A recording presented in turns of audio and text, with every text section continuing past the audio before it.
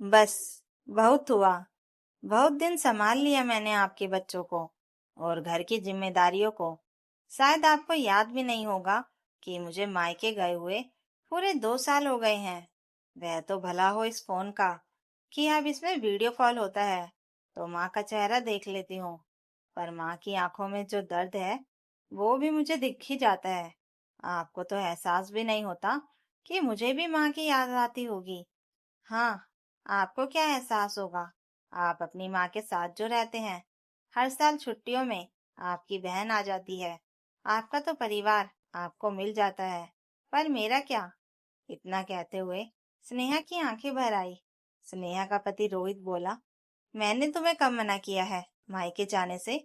पर घर की ऐसी परिस्थितियां हो जाती हैं कि मैं कुछ कर ही नहीं पाता हूँ।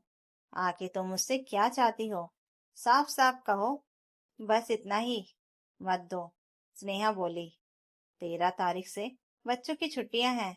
मैं इस बार माँ के पास जाऊंगी। अगर इस बीच में कोई मेहमान आता है तो मुझे मत बुलाइएगा, और ना ही मेरे जाने की टिकट कैंसिल होगी। मैं सबकी भावनाओं को समझती हूँ, पर जब सामने वाला मेरी भावनाओं को नहीं समझेगा तो कब तक मैं बर्दाश्त करूंगी?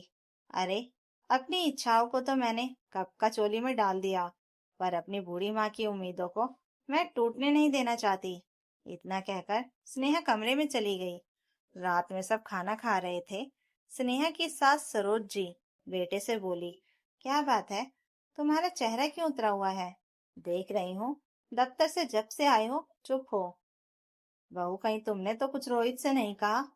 क्योंकि सुबह दफ्तर जाते वक्त भी तुम दोनों में शायद बहस हो रही थी। स्नेहा बोली, मम्मी जी, बहस करके आखिर क्या हासिल कर लूंगी? होता वही है जो आप लोग चाहते हैं। हाँ, आपका बेटा नाराज नहीं है, हो सकता है थोड़ा उदास हो।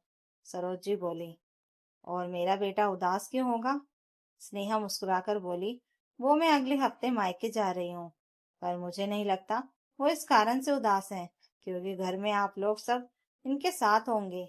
सरोज जी हैरानी से बोली, परंतु बहू, तुम गर्मियों की छुट्टियों में मायके कैसे जा सकती हो?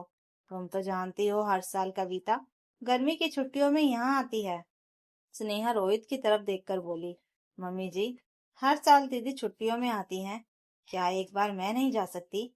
सरोज जी बोली, रोहित, तुम कुछ कहते क्यों नहीं बहू से?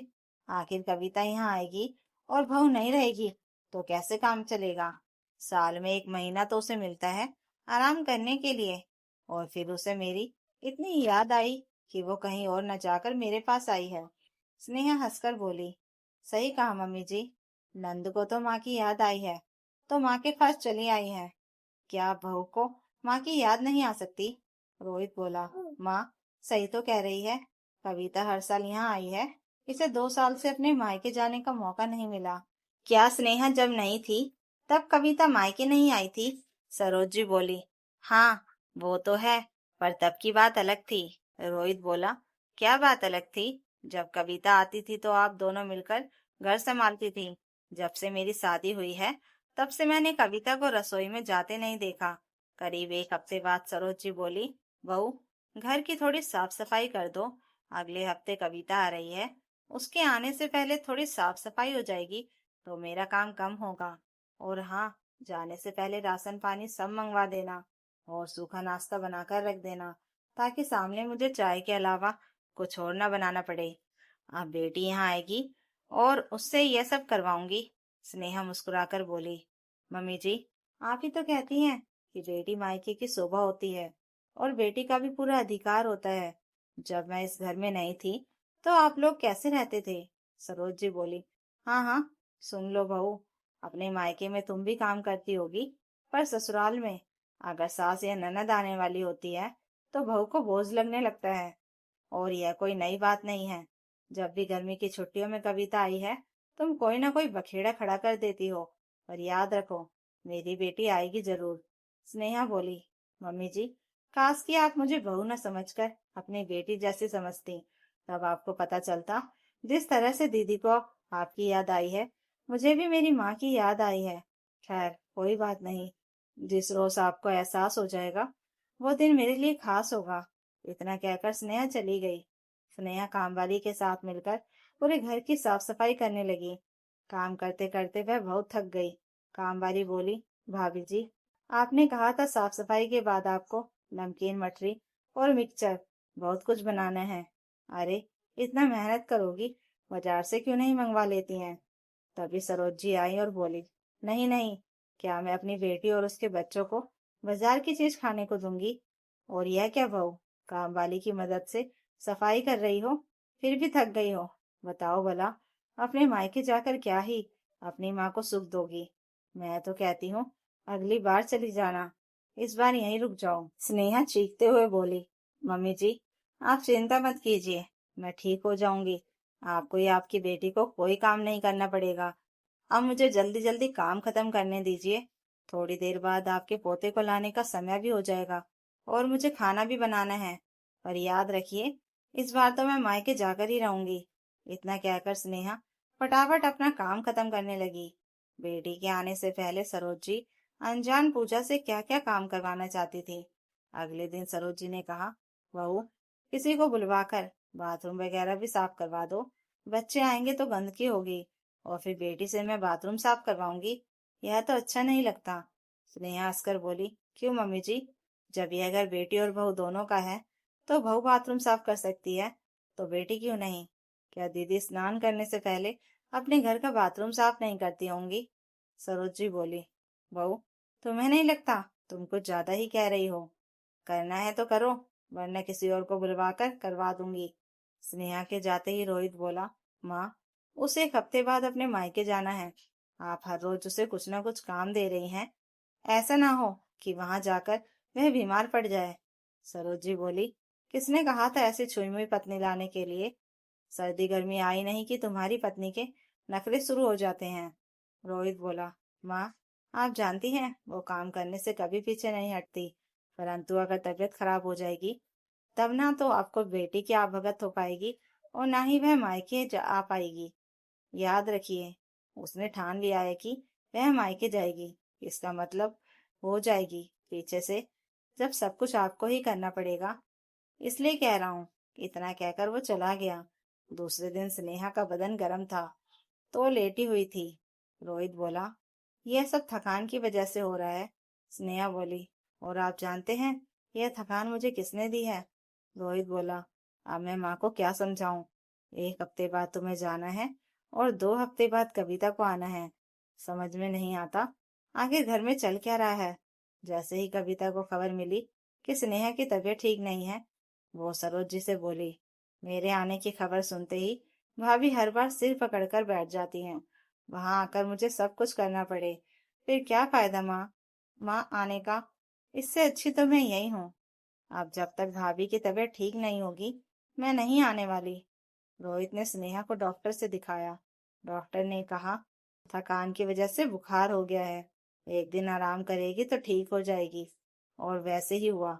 2 दिन में स्नेहा ठीक हो गई। पर यह 2 दिन सरोज जी को काम करना पड़ा। तब उन्हें स्नेहा की अहमियत को पता चला। 2 दिन बाद सरोज जी रसोई में जा रही थी। स्नेहा बोली, मम्मी जी, ठहर जाइए, मैं दवाई ले लेती हूँ, फिर रसोई का काम निपटा लूंगी। यह सुनकर सरोज जी ने राहत की सांस ली। स्नेहा ने दवाई ली और फिर वैसे ही घर का काम करने लगी। जैसे जैसे दिन बीत रहे थे, स्नेहा की तबीयत फिर बिगड़ती जा रही थी। अगली सुबह सरोज जी रसोई में आई और बोली, बहू, फ्रिज में मलाई बहुत इकट्ठी हो गई है, निकाल दो। कविता को मक्खन बहुत पसंद है, आएगी तो उसके लिए मक्खन बना दूंगी। स्नेहा बोली, मम्मी जी, आज जान क्यों ले रही हैं? मुझे खड़े होने की हिम्मत ही नहीं हो रही है। आज घी नहीं निकाल पाऊंगी। आज तो आपको चाय भी खुद बनाकर पीनी होगी। अगर मैं थोड़ी देर और यहाँ खड़ी रही तो मैं गिर जाऊंगी। इतना कहकर स्नेहा अपने कमरे की तरफ चली गई। सरोज जी काम वाली से बोली, तेरी भाभी तो थोड़े से काम से ही थक जाती है, अब तुम ही मेरे लिए चाय बना दो। काम वाली चाय बनाकर सरोज जी को दी और बोली, अम्मा जी, एक बात कहूँ, भाभी की जगह अगर आपकी बेटी होती तब भी क्या आप ऐसा ही कहती? आपको पता है, माँ को रखने की जिम्मेदारी भी उन्होंने अपनी एक सहेली को दी है, क्योंकि वह बस स्टॉप तक नहीं जा पा रही हैं। भाभी की तबीयत सच में बहुत खराब है। सरोज जी बोली, अरे, कुछ नहीं होता है, थोड़ी सी थकान है, आराम करेगी तो अपने आप ठीक हो जाएगी।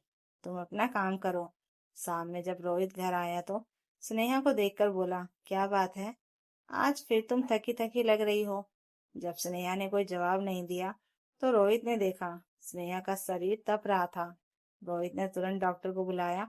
डॉक्टर ने घर आकर स्नेहा की जांच की और दवाई देकर 1 हफ्ते के लिए आराम करने को कहा।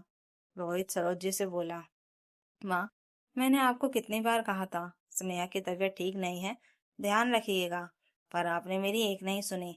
अब लो करो घर का सारा काम। अरे बेटी के आने की खुशी में बहुत ही जरूरत से ज्यादा काम लगाओगी तो उसकी तबीयत तो खराब होगी ही ना। ना चाहते हुए भी सरोज जी को अब घर का पूरा काम करना पड़ता था। उन्होंने कविता को फोन करके कहा, तुम 1 हफ्ते पहले चली आओ, मेरी थोड़ी मदद हो जाएगी। कविता ने साफ साफ इनकार कर दिया। तब उन्हें एहसास हुआ कि आखिर बहू को मायके की याद क्यों आई है। जब उसे ससुराल में आराम नहीं मिलेगा तो कोई भी लड़की माँ के पास जाना ही चाहेगी।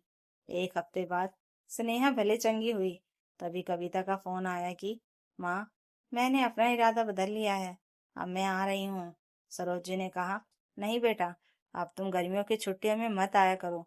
सर्दियों में जब 10 दिन की छुट्टी होती है तभी आना। गर्मियों में काम करके बहू की हालत खराब हो जाती है और फिर मुझे अगर करना पड़ गया तो फिर क्या फायदा। सरोज जी ने बेटी का आना टाल दिया। स्नेहा और रोहित यह सुनकर बड़े आश्चर्य में थे।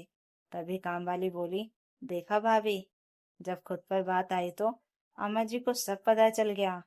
अब स्नेहा की तबीयत बहुत संभल चुकी थी। वह घर को और जिम्मेदारियों को बखूबी संभाल रही थी। 1 हफ्ते बाद सरोज जी बोली, बहू, तुम्हें मायके के लिए कब निकलना है। यह सुनकर रोहित बोला, माँ, स्नेहा चली जाएगी तो आपको दिक्कत नहीं होगी। सरोज जी बोली, जब कविता नहीं आएगी तो दिक्कत क्या होगी। यह सुनकर स्नेहा मुस्कुराने लगी। सरोज जी बोली, ज्यादा खुश होने की बात नहीं है।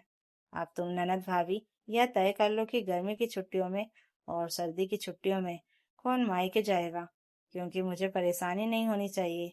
रोहित बोला, माँ, तो क्या मैं स्नेहा को मायके भेज दूं। सरोज जी बोली, हाँ हाँ बिल्कुल, मैं तो कहती हूँ तुम इसे वहां छोड़कर आओ। और मैं इतनी भी बूढ़ी नहीं हूँ कि एक दिन घर में अकेली नहीं रह सकती। प्रभु, बस 1 हफ्ता, उससे ज्यादा नहीं। इतना सुनते ही स्नेहा खुश हो गई और सरोज जी को गले लगाते हुए बोली, मम्मी जी, मैं बता नहीं सकती मैं कितनी खुश हूँ। जितनी याद आपको दीदी की आई है उतनी ही याद मुझे मेरी माँ की आई है। आज ये बात आप समझ गई। 2 दिनों बाद रोहित स्नेहा को उसकी माँ के घर छोड़कर आया और फिर स्नेहा ने अपनी माँ के साथ ज्यादा से ज्यादा वक्त बिताया और पुरानी यादों को ताजा किया। जब घर के काम दोनों मिलकर कर रही थी तब उन्हें एहसास हो रहा था कि स्नेहा पूरा दिन हर किसी की इच्छाओं को कैसे पूरा करती है, तो उसे भी छुट्टी मिलने का अधिकार तो बनता है। तो दोस्तों, अगर आपको ये कहानी अच्छी लगी हो तो कमेंट करके ज़रूर बताइएगा और नई कहानियों के लिए चैनल को सब्सक्राइब जरूर कर लीजिएगा। Thank you for watching.